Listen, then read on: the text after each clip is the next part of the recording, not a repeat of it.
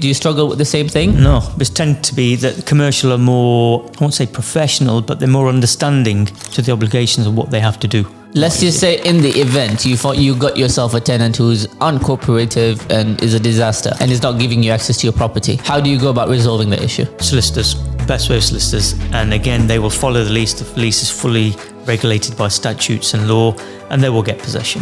That's a very highly performing sector, and you can't get enough stock. There isn't much around, and that is causing then prices to go up. So industrial values have gone considerably through the roof, both rental and cap values. So it's a recession-proof investment now. That might change. It might be offices going forward. We don't know. Could you share a few factors that you have to assess when you're valuing a property? Primarily, it's more about the risk factor for the bank. So if the bank are lending, they need to know that A, they're going to get the money back, even in a worst case scenario, and more importantly, what the risk over the term loan is. So we look at void rates, we look at reletting risks, we look at covenant strengths, and then location is the prime, as everybody says, location. That is the key factor. But throughout COVID and even up till now, the best sector is... Ladies and gentlemen, today we have an extraordinary guest on our show. He's not only a property investor, but also experienced commercial property surveyor. So imagine learning the tricks and strategies from not only a property investor, but also someone who has the experience of being a commercial chartered surveyor, who knows all the tricks around adding value to properties and so forth. So without further ado, Zafar, thank you so much for joining us today. Oh, thanks very much for the invite. No, my pleasure. So, Zafar, for those people who do not really understand who a commercial chartered surveyor is and what they do, could you just share a bit of that? Okay, so a chartered surveyor is generally a general practice surveyor, and there's various roles within that. So I chose at the very early starting to specialise in valuation, so a lot of loan security work. And that's what I did. So I qualified and graduated in loan security section, i.e. banking work effectively. I then graduated in London, did my year out in London, and then moved to Birmingham, where I was originally from anyway. And then from that point, I worked for the larger firms, got up to associate level, and then moved over to Chivers Commercial, where I am at the moment, and bought them in 2012. So it's my business since then. Okay, so from banking, then property. Yeah, I mean, that was always an interest of mine at the end of the day. It was adding value for others. You know, why can't I do it? So yeah, as I learnt the tricks or understanding of the sector, I then started going into it myself. So yeah. Okay. So now that you bought Chivers, what exactly do you do as a surveyor, a chartered surveyor? What do you do? So primarily, my work is based from banking work. So I get a lot of work from Lloyds, NatWest, HSBC, Barclays, all the usual prime lenders. And we're on their proof panel as a chartered firm. And then we get instructions, and then we go out up to £5 million worth of loan. And we will then be one of their appointed valuers to value whatever it could be. Anything to do with commercial. So it could be offices, industrial, HMOs potentially, retail and development sites. So when you visit a site, you're instructed by a bank to go and value a property. Yes. Could you share a few factors that you have to assess when you're valuing a property? Primarily, it's more about the risk factor for the bank. So if the bank are lending, they need to know that A, they're going to get the money back, even in a worst case scenario, and more importantly, what the risk over the term loan is. So we look at void rates, we look at reletting risks, we look at covenant strengths, and then location is the prime, as everybody says, location. And that is the key factor. Okay, you spoke something about covenant, sorry? So the tenant profile. So obviously if it's, let's choose a development site, for example, where a mixed use scheme. So obviously sometimes we have pre-lets. So those pre-lets would have been let to, if you're assuming KFC, for example, that's a grade A covenant. So the risk and value is zero, value is high. So that's driven by the tenant profile effectively. Yeah, so when it's a grade A tenant then, like KFC, yes, in comparison to a local business, what sort of valuation difference would you find in a place like Birmingham? Do you play around with different sort of cap rates? Like say if it's KFC, then you would play with a 5% cap rate. And if it's a local business, then a 8-9% cap rate. Yeah, that's exactly how it is. So it's all based on the risk, like I said, and the covenant strength. So KFC has less risk of failure, and therefore they have a stronger yield. So strong yield, i.e. a lower yield, which will value the property a lot higher. So whereas, let's say a local tenant will then have a higher yield. What is that higher yield? So i.e. 9%, 10%, 11% potentially. Really? Yeah, it depends on what their accounts looks like as well. And then that gives you a low value naturally. So it's all based on And that. then if it's a strong tenant, what would that lower yield look like in a good location? In a good market, it was probably touching 5, potentially 4.5 at times. Again, length of the lease is always the key. So if it's a brand new 25-year lease, well, it's just as good as a government bond, I think. But I was shocked by one of the commercial surveyors who came out to a site in Liverpool. Right. The property, the building, essentially, the whole building was let to a housing association, but not the ordinary housing associations that we see here under RSLs who let to the homeless. No, these were like the government body itself who had partnership with Liverpool City Council to house autism initiatives. Now, their turnover was well over tens of millions of pounds. But the valuer who came out, he valued the property at a 12% cap rate. And I was shocked by that. We tried to appeal it, but then they said it's a lengthy process, 6 months. Will the guy really take credit? Like, will he accept fault on his valuation? So I just felt a bit shocked by that. Would you think that'd be something to be? Is that something strange, you think? Liverpool's out of my patch, so I wouldn't know. But I think ultimately what would it be driven by is the local yields. So if the local yields for similar covenant strength are achieving 10 to 12%, then there's no reason, there's no fault. That's what it is. It's following the market conditions. But from the sounds of it, obviously I haven't got a copy of that report, so I can't really tell, but that's a good tenant. And therefore, if it was here, let's say it was in Birmingham, then yeah, I would say 8% is probably a good yield 8%. to apply, or 8 to 9% potentially. But then a local business would be 10 to 12%. So wouldn't you give them a 5, 6, 7% perhaps? No, because it's in a sector which is volatile, let's put it that way. So it all varies. Fair enough. Yeah. So you've mentioned strong covenant. You've mentioned lease, how long they have on their lease. Yeah. You've mentioned location. Are there any other factors? No, I mean, it's just generally, it's the risk factors what we have to be driven by for the bank, because in a worst case scenario, if something happens, the bank would pick up our report and say, right, you said it's worth X, suddenly it's worth Y, and the difference, we're going to come after you. So it's all about risk factor, really. So as a valuer, that's what we look at. So does that have anything to do with why some valuers tend to undervalue a property? Not usually, because market value you have to follow market value rules, which is guided by the RICS. So if the market value is saying in the area yields are 12%, then you've got to have a big justification as to why you're moving away from 12% and putting a high yield on, I say 14%. So you got to have so your comparables are key. So if your comparables are not supporting the yields that the value has adopted, you can challenge them on that basis. But there is this rumor out there that is also known that valuers do tend to undervalue properties. Now, some say maybe it's because of their insurance, and they, in case that the borrower defaults and the bank has to sell the property, they'll go back to the valuer in the first case and saying, you valued it at X amount, why is it not selling? And it's going to impact their premium. Yes. And therefore, rumors suggest that they tend to undervalue the property by at least 10 to 15%, in some occasions even 20%. So is that true? Is there something like that? Do they do that, or is it just a rumor? I think that's just a rumor. But again, it's just going back to our conversation, i.e. risk. And that is what valuers will look at. But ultimately, it's all driven by comparables.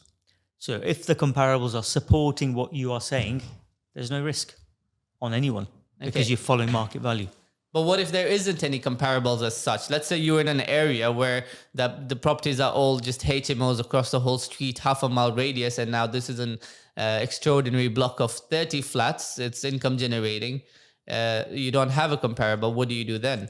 Well, then that comes down to judgment. You're right. Then it comes down to the value as a judgment as to how they approach to do the valuation. So you're right. Let's use that as an example. I've come across many situations like that. So what you have to do is you have to look around and say, right, where's the nearest similar comparable? Because you'd have to widen your search radius to look at comparables. So let's just say further 3 miles away, there's another one almost similar, which is £100 per week per room, for example.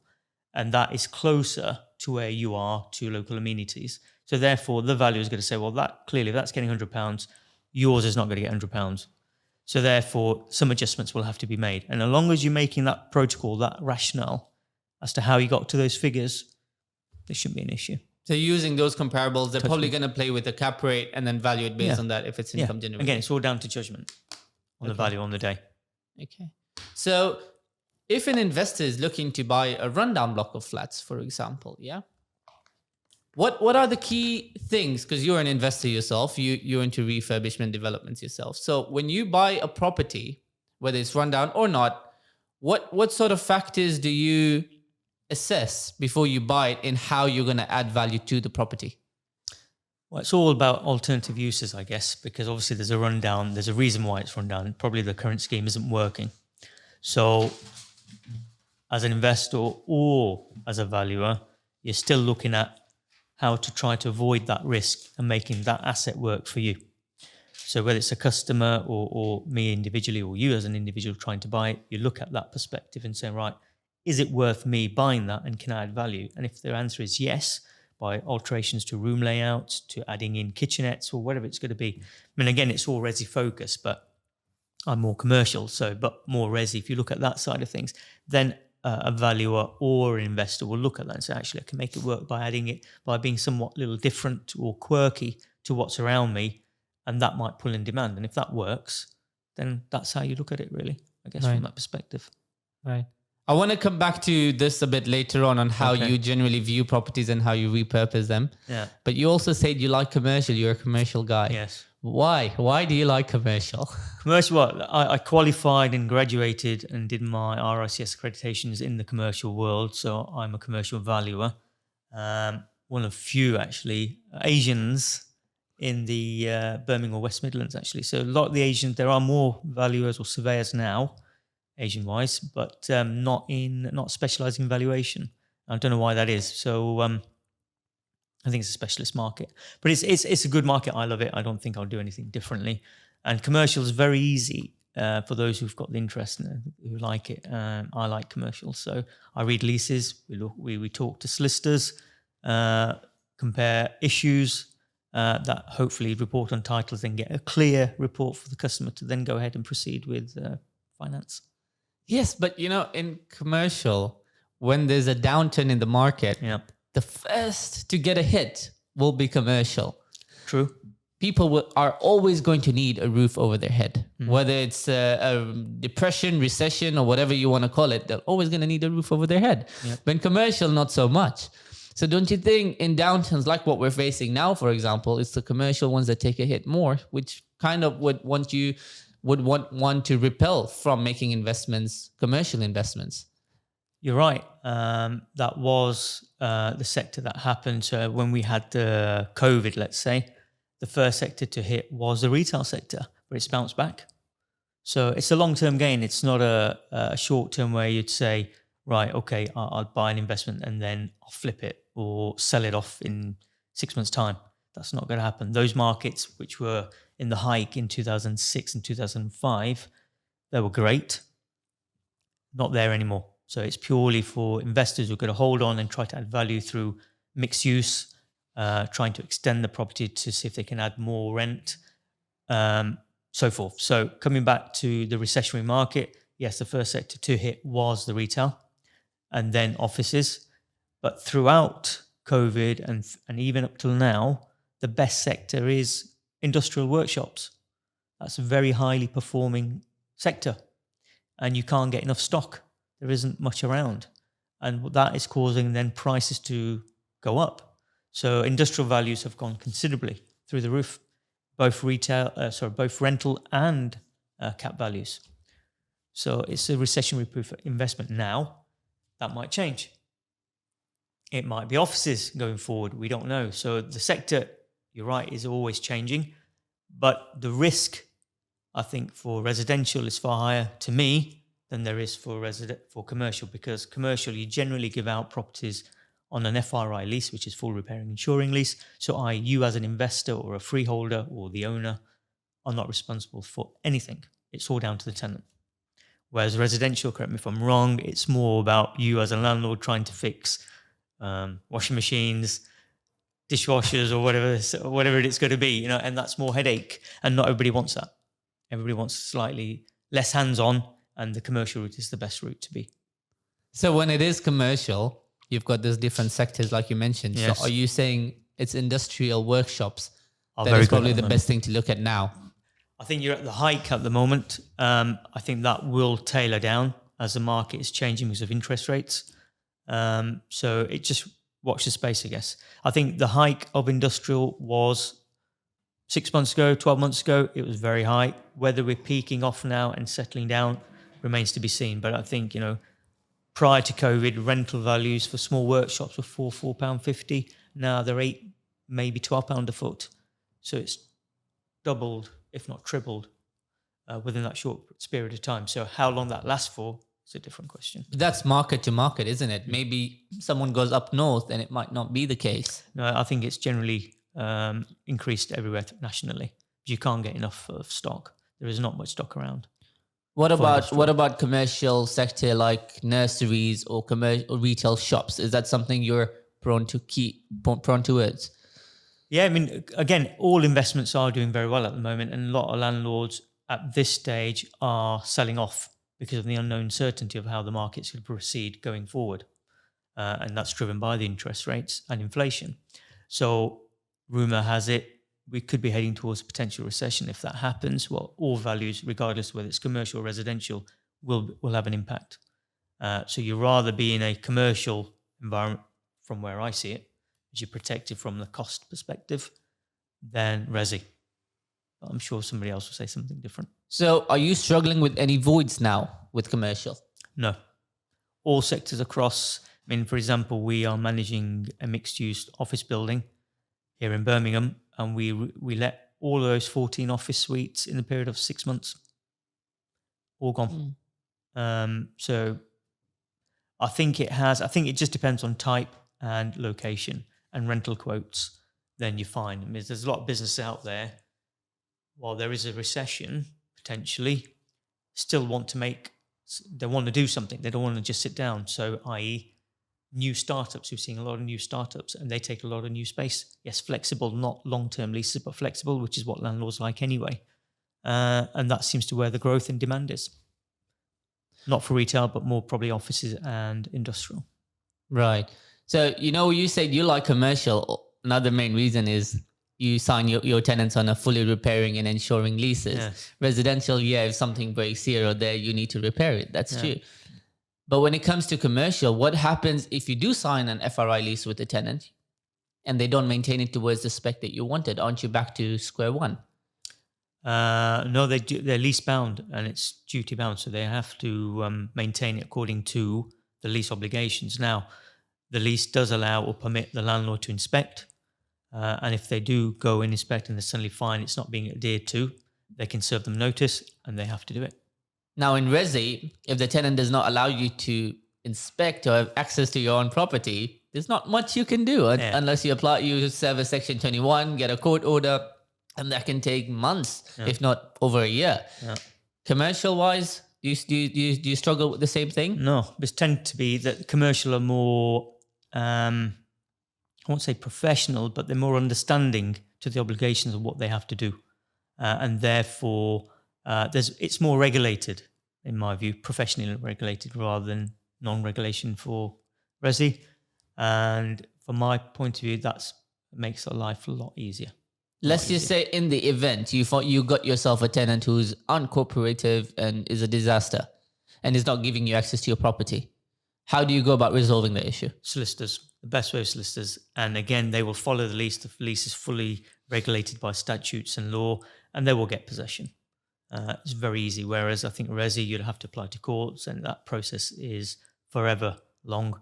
whereas commercial it is. On average, how much would it cost you to get possession and how long would it take? Right, touch wood, we haven't done any of our properties like that, but let's just assume that did happen. I would think probably 6 to 9 months potentially.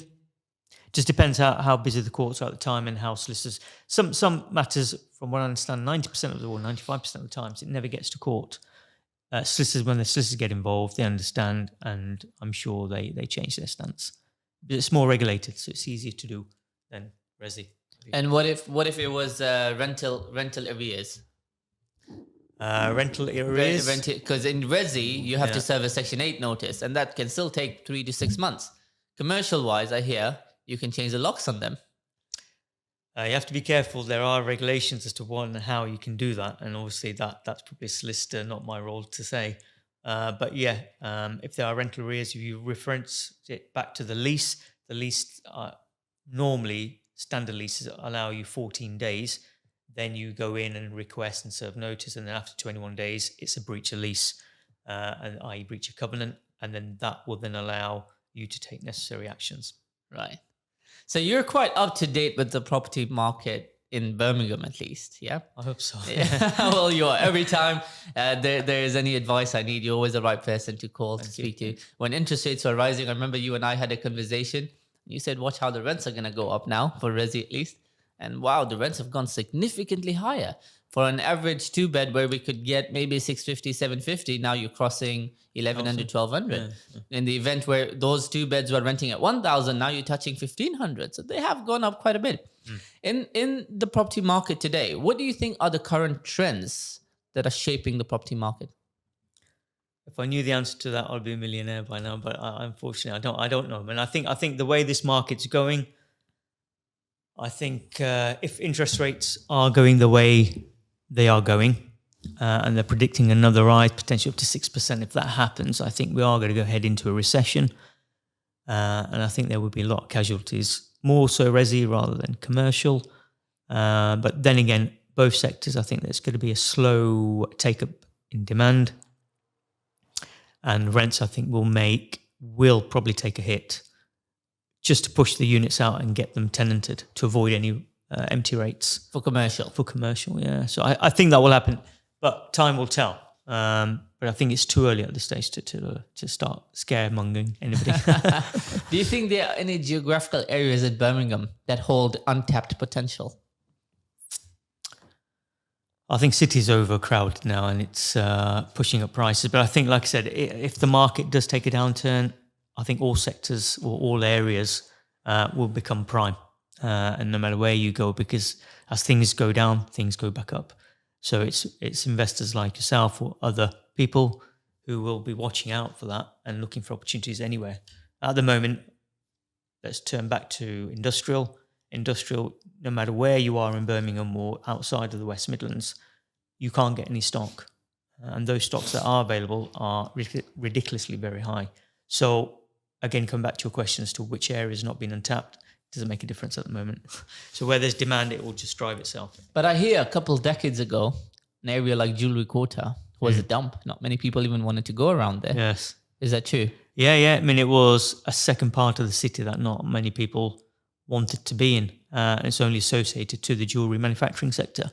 But suddenly now, if you look at it now, it's all mixed use and living workspace. And I think the next sector to be like that will be Digbeth, where the HS2 will come through. But again, you cannot find anything in Digbeth. So that was a mirror image of what happened in Jewellery Quarter. At one point, nobody wanted to be there, and property prices were very cheap. Now, property prices are very high, and you can't get anything. There's nothing for sale in that sector, and anything that is being sold is ridiculously very high. We sold something very similar on the high street in Digbeth for a lot more than what we had it for.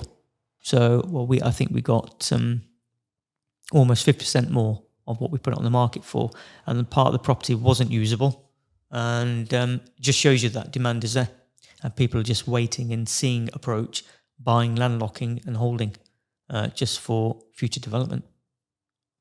Yeah, like we're in Digbeth now. Yes. I see a lot of developments going on. Yes. And I see a lot of sites. that are going on for sale with planning permission Yeah. for big development, and the price they're asking for is ridiculously more than what they were just a couple of years ago. Yeah. And I think purely because now we have a lot of overseas investment coming in. So Chinese, Middle Eastern money, it's all coming through. Russia was, whether it still is, remains to be seen. But it's all there. It's still being. So if you look at now London, if you did a land registry search on Birmingham as to within the Digbeth area, I guarantee you not many people would be UK owned. It'll be all foreign money.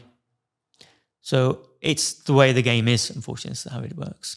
So you think Digbeth's the next hotspot? If someone can grab something here in Digbeth, then they shouldn't be wasting their time. Oh, yeah, I think so. If you can get something here at a reasonable price, which I don't think you would, but if you did, then yes, go for it. It's the next step to be in. Any other areas you think that follow Digbeth? No, because I think Digbeth, because of the HS2, because that's where the main stop is, all of that area, the whole of Digbeth is being affected, and it's having knock-on effect for other parts of Birmingham. Plus we've got this congestion zone that's come in. So any outside areas of that ring road, which is where the congestion zone is, outside of that, that's also picking up again for commercial. Industrial is just going through the roof there, values, because a lot of the users may have dirty trucks which do not comply with congestion zone. So they're looking to be outside of that zone. And those units literally around that zone are being hyped in terms of value. Right. So for an ordinary investor who's looking to get into commercial real estate investments, what factors should they consider when evaluating the commercial investment? Again, I think it's lot size and risk and where you think the opportunity lies, because you've got to buy something where you feel if something does happen, what's your alternative uses? What's your next step? And if you feel, look, I've got a few tenants lined up that will take this, and it's in an area where demand is good, and I shouldn't have to worry about it, then go ahead and go for it. I think you shouldn't think twice. Commercial is very good. It's a lucrative area, I think, which not many people do. I know a lot of investors that all specialise in resi, not commercial. So I don't know why that is. Resi is safe. Like I'll give you an example. We're looking to acquire a property. It's a block of 91 flats. Derelict, been empty for like 10 years now. Yeah. Not been touched since 1964. No refurbishment since then. It was built in 1964. It is a big investment, and it's a new area where we're not very much familiar with it. So first thing I did was get some photographs of a property we've already developed and looks good. We took those photographs, put it in that location, the location we're not familiar with, just to see if this property, if we acquired it and if we refurbished it, how much rent could we get and how many people would be interested to rent? So we put those photographs on, and we put the rents quite low just to see if the rents were low, conservatively low, how much attention can we get? Because if we get a lot of attention, that means we can raise the rents and still get some rented out. Within a week, we got 78 inquiries for 2 beds at renting at 500.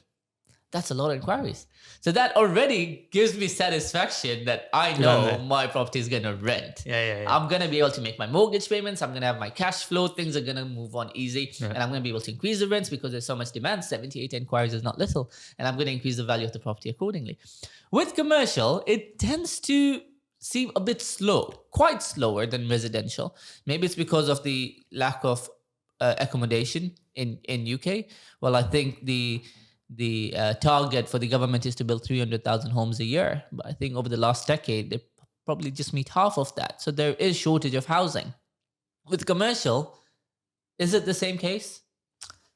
Not so much, but I think, like I said, everybody wants commercial. You have to trade somewhere. Someone's got to earn a living. So let's use Kings Heath High Street, where we're based, as an example. During COVID and the recession market, that never got affected. It was still one of the busiest local high streets that was phenomenally doing very well. And it was open. You compare that to any other area, it wasn't so great. So Kings Heath was a very good area to be in at the time. And like I said, everybody needs to earn something. So we had a lot of sole traders popping up, tattooists, hair salons, nail parlors, hair salons. All those started coming in. And at one point, landlords were saying, we don't want them because you hold no covenant strength. You've got high risk. How can you afford to pay the rent? Now landlords saying, welcome, come in. because they didn't want a void building, because obviously void rates are cost on the landlord. So they're saying, right, come on in. And these guys somehow are making it work, and the landlord's happy, tenants are happy. They've got a profile.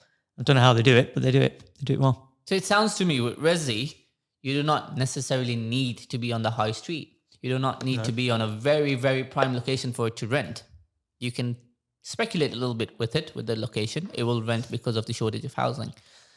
But with commercial, you can't do that. It sounds to me you need to be like on the prime spot for you to be safe.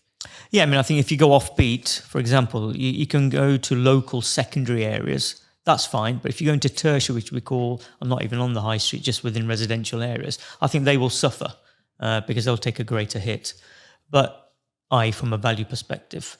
But those others who are closer within the second stroke prime, they are going to be value-wise, they'll get more affected in terms of increase or betterment. That's where we'd like to see it. Yeah, but now I guess, when I asked you the question how someone should assess or evaluate a commercial property, one of the things you mentioned was whether they're going to have tenants lined up, whether someone is going to rent that unit, etc. With Resi, they can speculate. They know that it will get rented because of the lack of accommodation of houses, of properties. With commercial, on the other hand, it sounds a bit extreme for an investor to call an agent and say, hey, can you market my property, market this property for sale, for letting, while they haven't even bought it yet. So how would a newbie, for example, go about this problem then? Yeah, okay. So a lot of investors that we know, we get a lot of calls from investors saying we want to invest into the high street, anything available.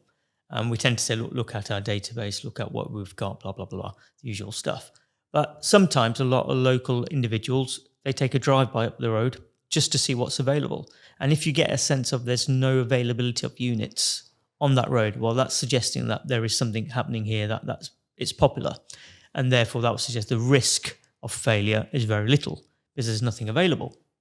But if you drive up on, let's just take Liverpool as an example, and you go on their local high street and you suddenly see 10, 15, 30 units all available, empty, vacant, to let, and no one's moving in, well, then you're going to say, well, hang on, is that a commercial investment a viable option for me? Why do I need to buy into that high street when there's no demand?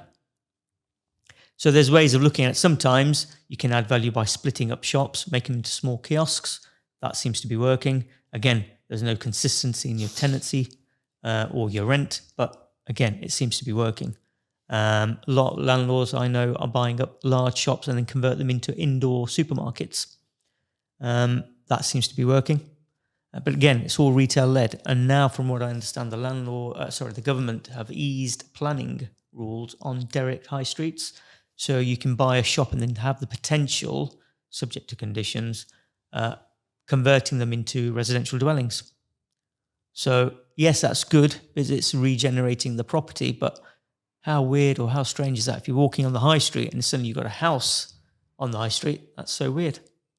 But clearly that's certain areas. It's not going to be everything. What you just mentioned remind me of a good incident. I was offered a large block. I think it was 15,000 or 20,000 square footage of block, 4 stories, commercial units. And it was giving 14% cash and cash. Yeah. And it was for sale for £475,000. And it had a few commercial units still empty. That the numbers just sound so good, right?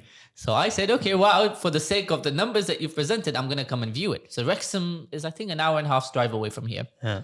I went there. I went an hour early. So I started by speaking to the local agents around the area and just seeing how the market is, resi, commercial-wise. Just walking around, seeing how much a resi unit would rent for, how much a commercial unit would rent for. The letting agent that I walked into, his shop, he tells me that commercial's going down now. So I said, how come? It's like my landlord just tried to increase my rent, and that letting agent. And I said, the shop right opposite is empty. I told him, if you increase my rent, I'm going there. So that was a good insight. And then when I walked around, I realized there was like 5-10 shops just around the city center that were empty. Mm.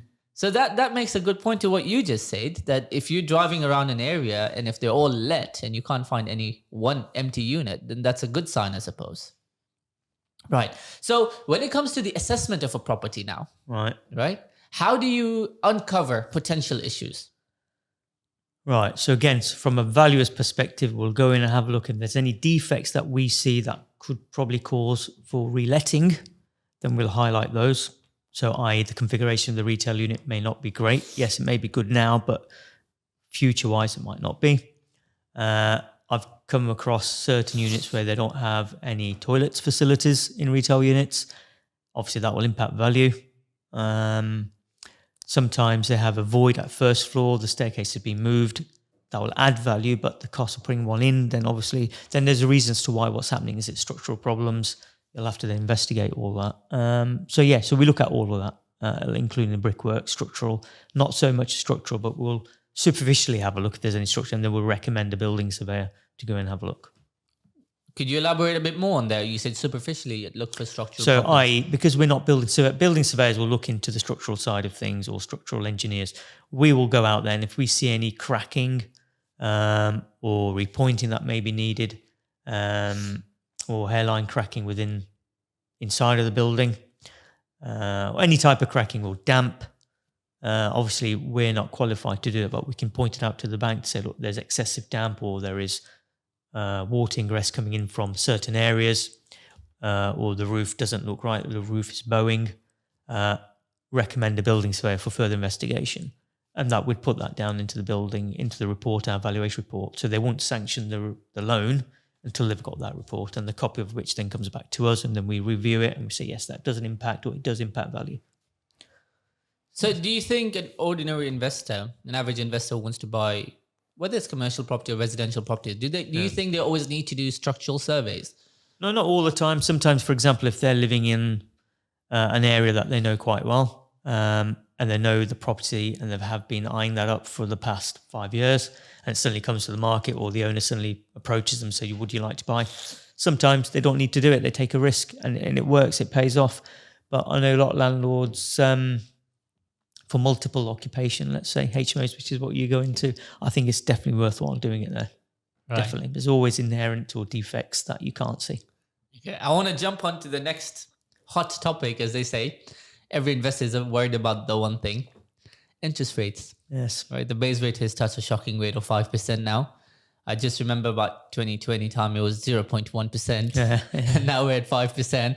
I recall when everyone was stress testing in 2021, its interest rates, I think, were just about to come up, or 2022. Everyone was stress testing at 3.5. Like, maybe it might touch 4. We're at 5% now. How do you think these interest rates are affecting the current market now? Right. So interest rates, I think, is now 5.25 or 5.5. It's there, but it's proposing now to go up to 6%. If that happens, then, well, we're in trouble. But let's just say, as it stands now, that hurts a lot, because that repays extra repayment on whatever they've got at the moment is a lot of money. But remember, that is just the base rate. So the bank will obviously put their rates on there. So you're looking at 8 to 9% potentially, pending how much loan you take out.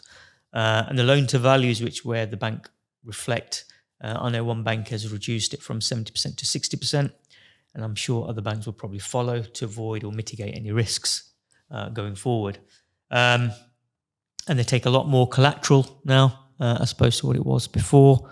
So interest rates does have a bearing, and it's all linked to inflation. So the higher the inflation, the higher the interest rates to get it back down. But let's see what happens. But how is this playing out on the prices for sale, at least? Yeah, for commercial, I mean, at the moment, we're not seeing anything. It hasn't hit, but it always takes time. So, for example, it's not immediate, whereas resi, we can see it quite quickly. It hurts the residential market very quickly. Commercial, it doesn't. It takes a little bit of time to follow through. I don't know why that is. It's historically always been the case. But when it does come through and it hurts, then it will hurt everybody. But having said that, we haven't seen anything. Yes, you can look at prices here. So you can look at to-let boards. They're sitting there. They're not moving as much. But then if you compare that to auctions, they're just flying out the window. They get a lot of sales. So if you look at local auctioneers, they're getting a good success rate on their lot sizes, and it's selling. So why is that? It's strange. It's all down to lot size. So lot size, I mean by affordability. So if you are pricing stock for 150, 200,000, when you know that in a good market was worth 250, 300, well, that in itself is a saving. So a lot of people will jump on that. But if you are pricing things at the market value, i.e. it's worth 500,000 and you're selling it for 475, 485. Well, there's not much of a bargain for an investor to take. So therefore, those lot sizes, those units are taking a little longer to sell. How much of a bargain does a seller need to give in order for him to attract some serious investors on a commercial side today? Well, that'll vary, and it'll be commercial is driven by how much it's worth to that individual. So, for example, if he or she has a unit that is next door to them and that they're trying to buy the one next door, well, then obviously they clearly have more value to them than to any other investor. So they'll pay a lot more. And it's seen in the market that they do. So therefore, the market trends go out the window. They don't follow that. They'll say, well, I want it because I can expand my business, or I can make a little bit more on a conversion of the upper floors, easier to do than what they've got at the moment. So they pay more. Whereas an investor who's got no affiliation whatsoever to the next door building, but just looks at it individually and says, that's not a bad investment. I like that. I like where it sits. I like the income, and I potentially can do something going forward later. He or she will come in and say, actually, I'll pay you whatever the asking price is. Next door will look at it completely different, and I'll say, actually, I'll pay you a little bit more. I'll pay you that premium, and I'll pay you that. Yes, that's all well and good, but when it comes down to valuer like us, we can't reflect premium. You have to disregard premium. And certainly when we know the customer or the bank's applicant is next door, there's definitely a premium in that deal. And then we have to unfortunately disregard that. So we're not the best surveyors around. So it's one of these things. So if one is willing to pay Yes. more than, say, the market price, Yes. just because they have their personal interest towards it, if they're trying to buy using a mortgage, the valuers are not going to value it more than the market price. That's right. So if they're willing to pay top end just to acquire that asset, how are they going to be able to do it with the help of a mortgage? They won't. So they'll have to have their own personal funds to short fund the difference. But sometimes I've been to cases where, yes, they are neighbours or they're the tenants of the building and they've got the option to buy, and the landlord says, well, I want X, and they'll come in and say, yeah, fine, I'll buy it because I don't want to pay that rent. I'll buy it under the terms of the lease, and the mortgage repayments will pay back what I'm already giving anyway. So I'll buy it through that way. But when we come, sometimes we note that there should be a premium here because the tenant's buying it, but there isn't. That's a great situation to be in, and the tenant's got a good price, and off they go. But it could work the other way. 9 out of 10, it's the other way around, where they pay a premium and we have to disregard it. All right. I want to talk about repurposing and development of a site. So if you were to see a commercial site today, or any site, how do you what do you look at to factor in a redevelopment of it, to convert it maybe into larger units? Or you look around and say, hey, maybe the staircase could be improved, or the structure, the layout could be improved, or maybe I could get permitted development and convert it to residential. Yeah. Like, how does one get into this field to learn about all these strategies and loopholes of redevelopment and repurposing a site? Yeah, I mean, redevelopment or development is a big area. And that's those people who do not have experience in that, I would say, stay away. Start small and work on small conversions. And as you then pick up and you work and you learn from those, then you jump into the development side of things, because development's not easy. It's not a short-term project. It's a long-term project. You have to deal with a lot of contractors, a lot of planning officers, a lot of building surveyors and ground conditions. There's lots of things that you need to look at on a development site. And then ultimately it's all about sales or remarketing at the end of it to maintain your value. In between, while that's happening, remember, development it's not overnight. It's probably a 9 or a 12-month or a 15-month phase. Where's your income? Because you would have had to borrow to build. So if you had had to borrow to build, that needs to be repaid. So where's the income coming from? So someone's coming out of bed and saying, I like that plot of land, I'm going to build. Well, I think about everything really. It's not just a small little piece of cake. It's big issues. Could you share some case studies or samples that you've been through, some experience of repurposing a site? When I say repurposing, what do you mean? Let's say you've seen a derelict commercial unit which has been empty for the past 10 years, and you said maybe there's some loophole around that to get permitted development to convert it into a house or residential. Have you done any of those repurposing like that, conversions? No, I mean, I've never come across. I mean, it's typically the client, or i.e. the bank's client, who will then instructs us to go and do the financing or the valuation, they would probably have done that. And normally, I think 9 out of 10, they would have done a pre-app, or if not a pre-app, a local architect's advice to say what's happening in the area. And from that, they'll then look at that and see what the planning risk is to do what they want to do. Again, they're going back through demand and supply and the usual stuff. And if that seems to work, then they go ahead and they crack on with the banking application, and then they give it to us. Right. So for someone interested to add value via repurposing a site, then they need to be best friends with an architect, I suppose. Yeah, I mean, I think it's not necessarily always the case where a buyer says, this is great, this I want to do what I want to do. And yes, he puts everything down on paper, gets approval, goes to the bank then gets the value. The value might not see what he wants to see. The value might say, actually, this is risky. I don't care if you've been here for 20 years, but looking from my angle, I'm advising the bank obviously taking the risk and lending on my report. And I'm saying to the bank, if the landlord is obviously keen in doing what he wants to do, but I can't see demand, I can't see the supply, what's happening in the next 6 months? I don't know. Rents, he's suggesting it's £150 when the local market's suggesting it's 50 or 60. I'm not sure how he's working to that figure. And then suddenly I model or do the development appraisal based on what I think it's worth. And suddenly we're 50% lower than where he's buying the plot for. We have trouble. It seems to me that a valuer plays such an important role of an investor because essentially they've got the power or the ability to basically uplift the value of a whole area.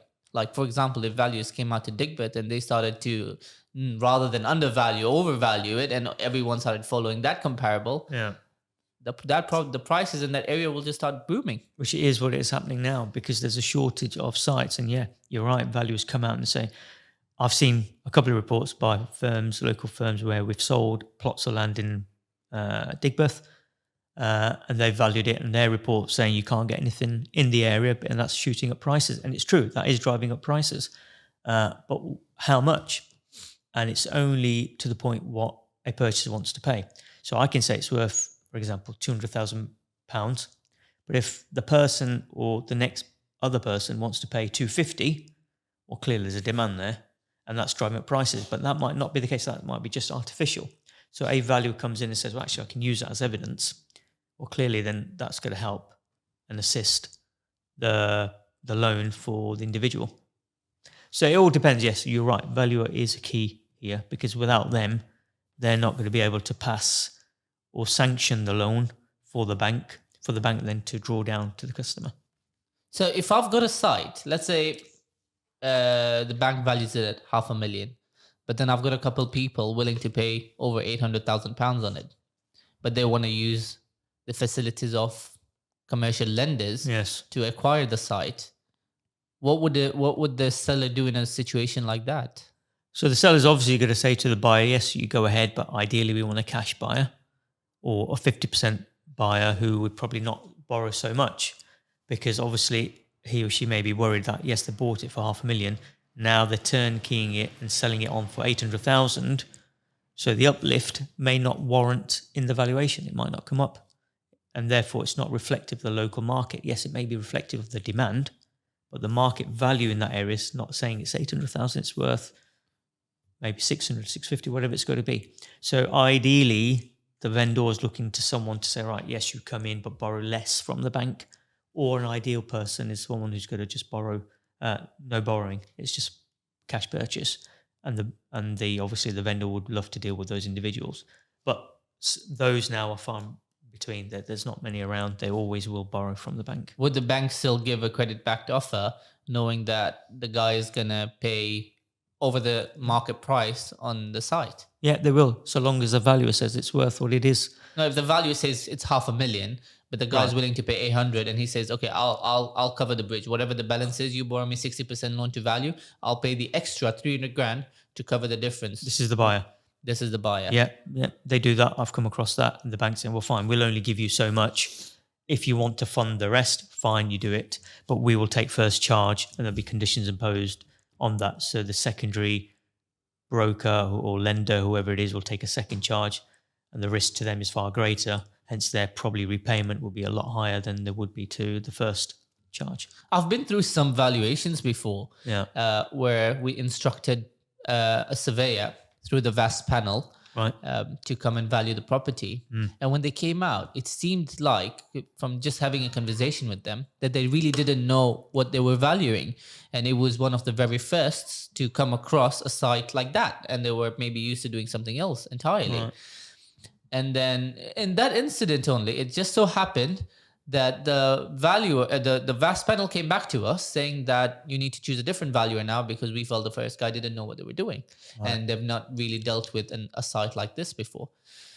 And the next guy who came out, he undervalued our asset, and it was kind of a pickle we were in. Yeah. So for an investor, what is there any due diligence they can do on which valuer they should pick, or how they can avoid having the wrong one who doesn't really know what they're valuing and then ends up undervaluing the asset?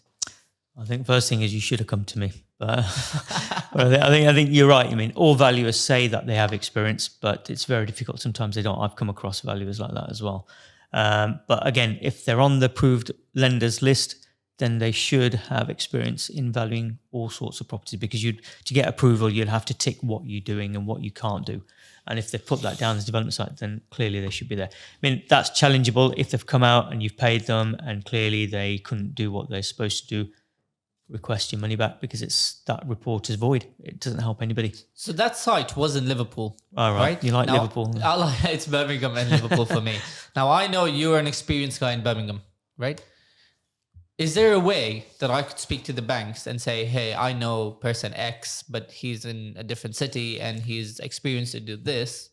Would they facilitate an arrangement as such? So the bank's trying to avoid conflicts and try to keep it at arm's length. Yes, you're right. I think sometimes, and it works, I've come across situations like this where we would tell them to refer to the company name rather than to the individual within that company. So you'd say, instead of using me as offer at Chivers Commercial, you'd just say Chivers Commercial, and are they on your panel? And if it's HSBC or anybody like that, yes, they would be, because we're on their panel, or any other bank, we would be on the panel.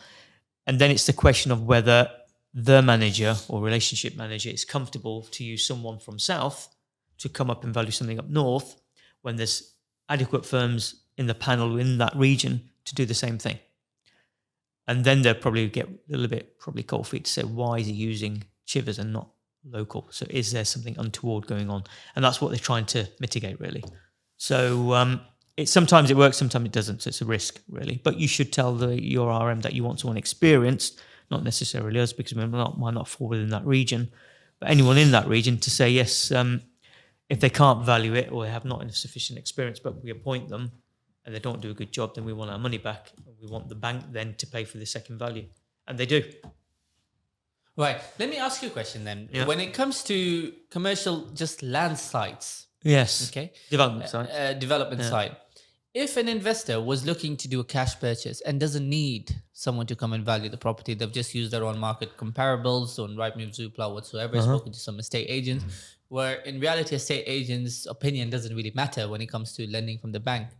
Now, this investor is looking to buy the site, cash purchase, develop it, and then refinance once it's built. That's their exit strategy.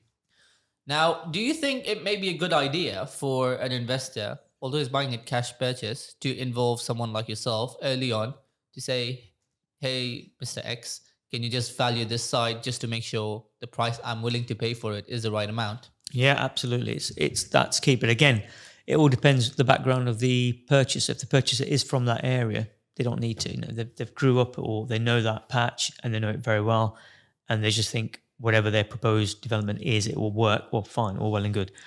But sometimes anybody coming into the area not knowing, yes, it's definitely wise to get a valuer like me, a registered valuer, to come out and have a look and then give you the pros and cons of that site and where your risks are.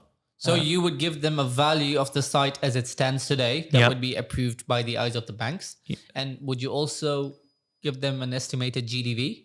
Yeah, but again, it's all based on your planning. So if you're saying, well, I can do this, then it's all hearsay. And that will just be a gross development value based on our conversation, which probably doesn't hold or mean anything. But if you have got plans approved, then yes, we can look at that. And what would be helpful is you get tendered bill costs. So building costs from approved contractors are vital to a development scheme because they will say to you, it's all in contract, or it's, you know, it's a contract that's going to change accordingly pending what we find, and that will all impact your site value. So yeah, you're right. I mean, it's wise to get that before you do anything. Right. We've spoken a lot about commercial aspects, whether it is letting, sales, repurposing a site, development of a site, and I know you're pro-commercial.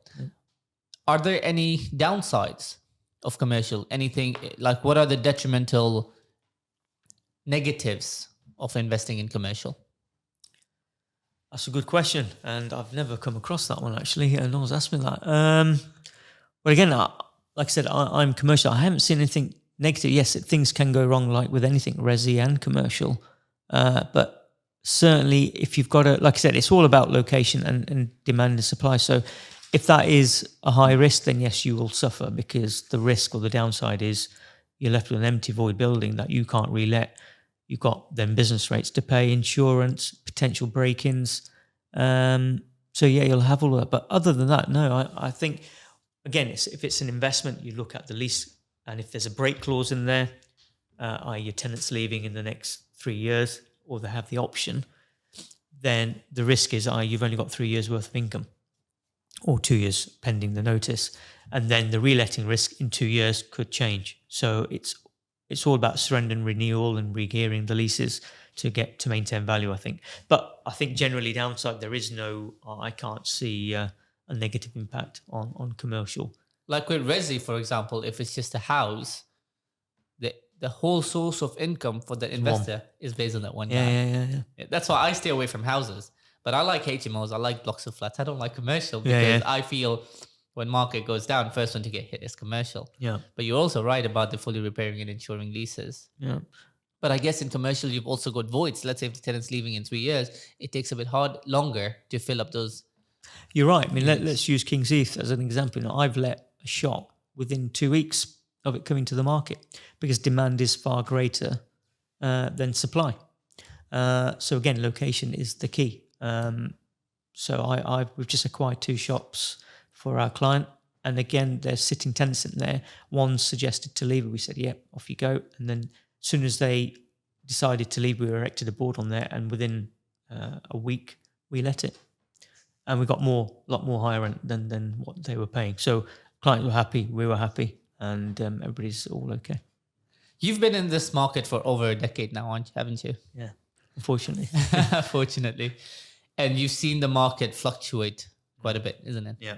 For investors who are being concerned about these fluctuations, are there any strategies or opinions you could give to them about investing in real estate while being cautious about the fluctuations that tend to happen in real estate cycles? And I think fluctuations happen in all sectors, so residential as well as commercial. So I think it's more about knowing when that's going to happen. Yes, crystal ball is a great thing, and no one's going to know exactly, but where the trends are, if you look at previous trends, yes, like I said, let's go back to workshop or industrial, that is very high. So you'd be foolish to buy one now when the market is very high and you can't find enough stock. It'll be pointless you buying it at extraordinary amounts of money, knowing that you can't get one, but you'll go in and buy one because you think it's in great demand, and then suddenly that crashes, your value's gone. So I think investors should review how the market's going. And in the downturn market, we've seen a lot of investors come out, open their checkbooks and start buying up assets which are non-performing. So i.e. retail was one of them.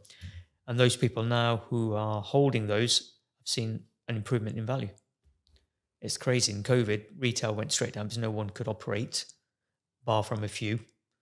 But those that couldn't operate, the values of those buildings went straight down. They couldn't afford to pay the rent because obviously government guidelines. So a lot of landlords decided to sell. And a lot of the purchasers came out and said, yeah, fine, we'll buy, but obviously there's a risk here, so we'll discount the value.